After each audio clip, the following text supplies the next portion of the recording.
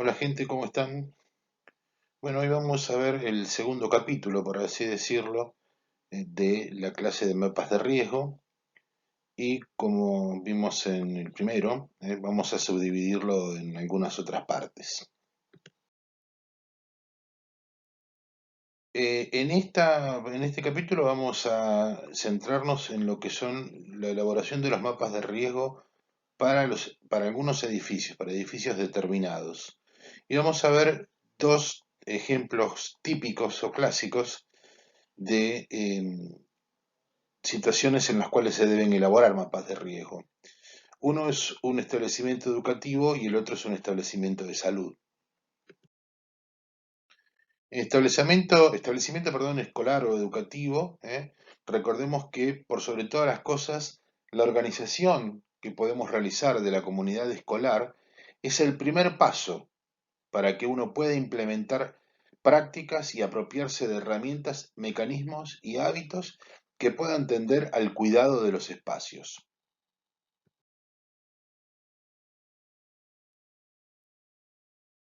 Y para lograr que esto que estamos tratando de implementar pueda llegar a generar un impacto en la forma habitual que tiene la comunidad de cuidar y usar los espacios, es importante que podamos contar con la participación de todos, ¿sí? De toda la comunidad educativa, no solamente de los docentes y de los alumnos, sino también del personal de cooperadora, del personal técnico, del personal no docente, de los vecinos, etcétera.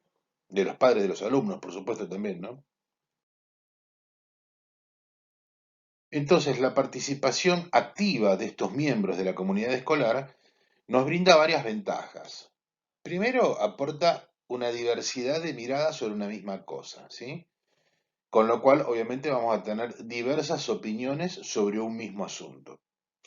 Pero también garantiza, ¿sí?, que esas herramientas y esos mecanismos que uno quiere implementar puedan ser apropiados, es decir, puedan ser considerados como propios y eso nos va a brindar un sostenimiento en el tiempo. También evita que la responsabilidad sobre una tarea determinada recaiga sobre una sola persona. Y por otro lado, facilita el conocimiento y la comunicación, ¿sí?, para que todos puedan saber y estar enterados cuáles fueron las modificaciones que se implementaron. Y obviamente que esto habla de trabajo en equipo, ¿sí? Y la necesidad de trabajar en equipo se evidencia en varios puntos, ¿sí? Primero, en la elaboración de las herramientas de diagnóstico, es decir, de elaborar el mapa de riesgo y de ver cuáles son las necesidades que requieren de orden y limpieza, ya vamos a ver de qué se trata, ¿sí? Y cómo se van actualizando con el tiempo, con el paso del tiempo. También en la realización de esas inspecciones programadas que se deben realizar dentro de lo que se denomina plan de mantenimiento preventivo, es decir, no esperar a que la estructura esté deteriorada, sino correr antes para que esa estructura pueda ser reparada. También en la elaboración de la gestión de riesgos, justamente a partir de las necesidades que uno ha ido recabando en este mantenimiento correctivo y preventivo que puede llegar a ser de las instalaciones. Y también en la formación de brigadas de protección contra incendios o contra incidentes.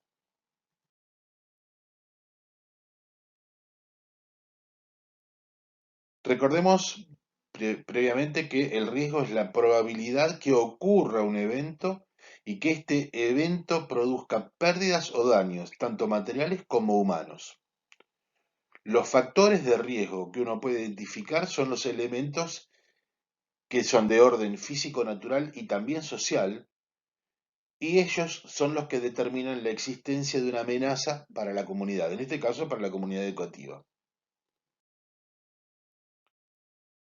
Como ya vimos previamente, sí, el mapa de riesgos es un instrumento informativo y dinámico, que esto es decir, que debe cambiar y debe adaptarse a los cambios que van ya surgiendo con el tiempo. Esto nos va a permitir conocer cuáles son los factores de riesgo y los daños probables o comprobados que pueda uno verificar en la escuela. ¿Y cómo lo realizamos? Mediante la representación gráfica de dichos riesgos sobre un mapa, sobre un plano, sobre un croquis de la institución. Este mapa, este croquis, debe abarcar todas las áreas de infraestructura, ¿sí? del establecimiento educativo y constituye una herramienta realmente importante para identificar cuáles son esos factores de riesgo de una manera sencilla. Vamos a comenzar con la preparación y la elaboración. Ya sabemos que no existe una norma o guía estándar, ¿sí? para realizar un mapa de riesgo. Lo que sí debemos tener en cuenta es que tiene que ser lo más claro posible, para que todos lo puedan ver y todos lo puedan interpretar. Y que cada riesgo y que uno identifique lo debemos especificar y señalar con una, valga la redundancia, señal determinada.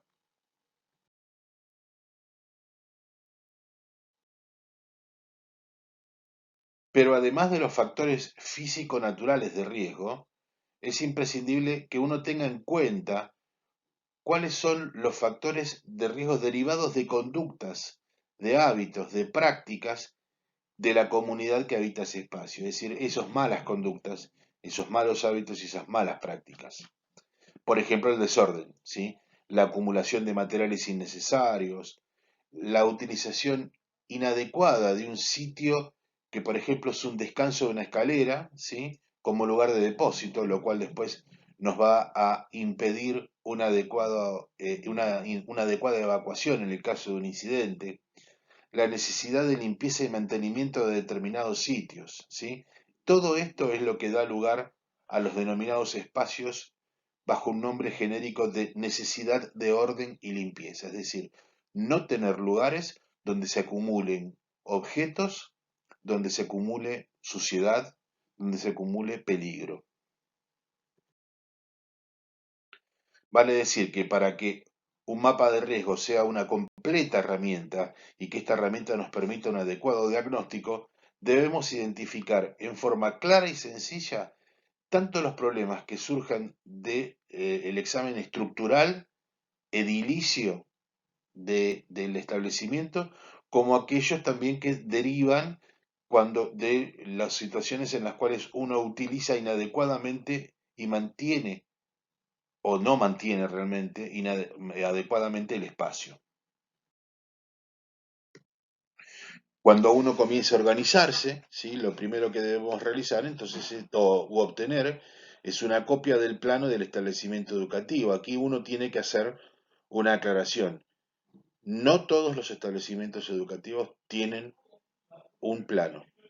Es más, les diría que la mayoría no lo tienen, ¿eh? Estamos en una situación que realmente es desastrosa en cuanto a tener un plano que sería algo con con lo cual tendría que haberse iniciado el proyecto y no con lo cual uno ahora tenga que encontrarse que nunca existió y que se hizo de alguna manera mala, seguramente, de alguna manera mala. Después vamos a tener que preparar las señales correspondientes a cada riesgo y también tener los puntos rojos que uno va a utilizar para indicar los lugares que necesitan orden y limpieza. Nos organizaremos con un equipo de trabajo para recorrer la instalación y confeccionar el mapa y deberemos instruir a ese equipo de trabajo en relación a cómo utilizaremos la señalización y las técnicas de identificación de los lugares de orden y limpieza y de aquellos lugares que presenten un riesgo.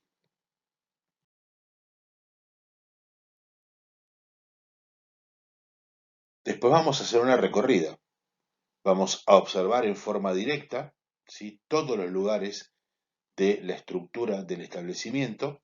Estableceremos cuáles son los lugares que presentan riesgos de diversa índole, paredes agrietadas, instalaciones eléctricas, instalaciones de gas, etcétera, y ubicaremos los lugares que requieran orden y limpieza.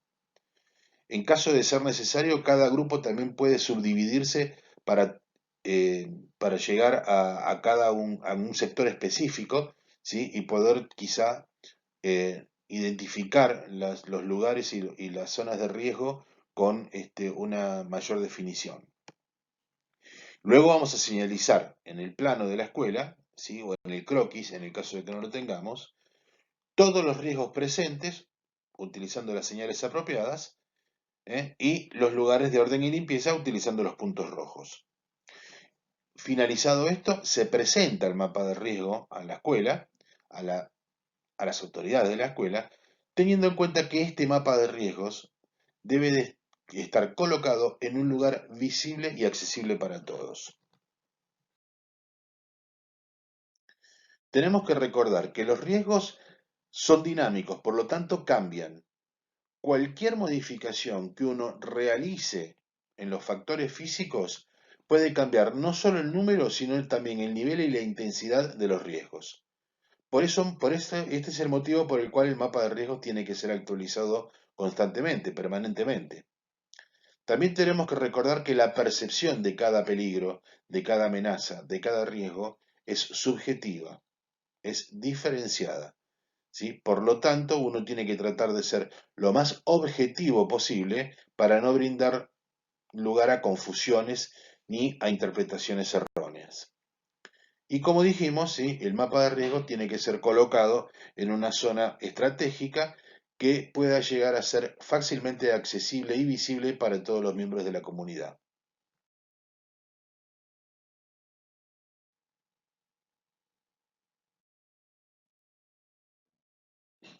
Bueno, desgraciadamente algo habitual. Bien, ¿y cuáles son los materiales que podemos requerir? Bueno, en principio el plano de la escuela. Si no tenemos el plano, un croquis que represente lo más fidedignamente cómo está distribuida la estructura del establecimiento. Luego tener las señales, sí, que indican los diversos riesgos y los puntos rojos para orden y limpieza, y la guía de observación. Sí, estas son las señales, sí, que uno puede llegar a encontrar, que puede llegar a utilizar, y como veremos tienen diversas significancias, ¿sí? El riesgo eléctrico, el riesgo de tropiezo, la caída a nivel, ¿sí? Los materiales inflamables, una pared agrietada, etcétera. Y por otro lado, ¿sí? Los puntos rojos, que son los que nos indican la necesidad de orden y limpieza.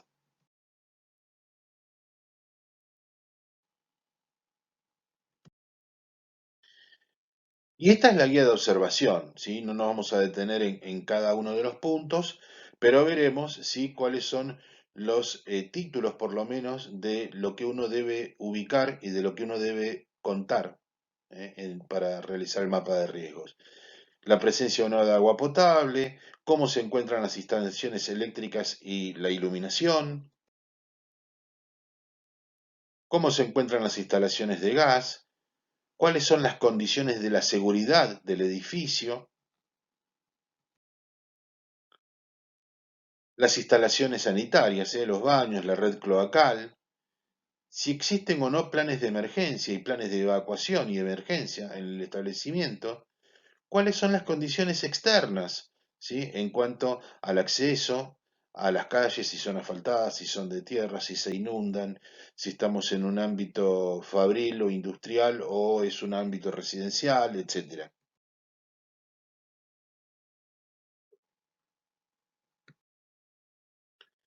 Y en un caso ejemplo, ¿sí? Esto vendría a representar un croquis, un mapa, un plano de un establecimiento escolar, con las diversas señales que indican riesgos, ¿sí? De caídas, de tropiezos, los puntos rojos de necesidad de orden y limpieza, etcétera. Y ahora vayamos a hablar un poquito de lo que son las pautas para señalizar en cuanto a la utilización de colores y símbolos. Los colores, primero, la función de los colores es atraer la atención sobre un lugar, sobre un objeto, sobre una cosa, sobre una situación. ¿Sí?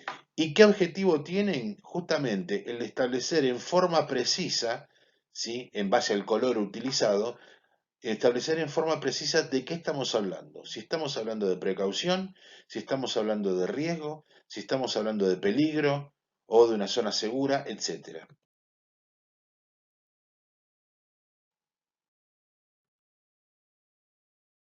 Los colores se utilizan en base, en nuestro país, en base a la norma IRAM 10005, que habla de los colores y señales de seguridad.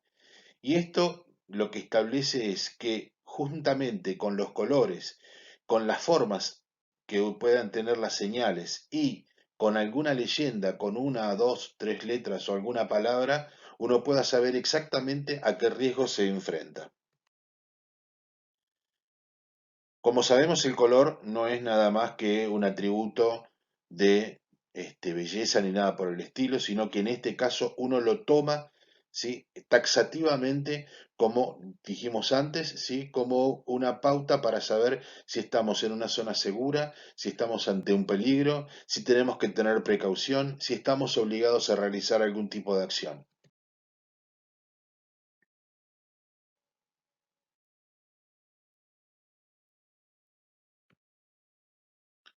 Entonces, las características que tiene el color, obviamente, debe de ser estándar y reconocido universalmente, es decir, todos debemos usar el mismo color para la misma cosa.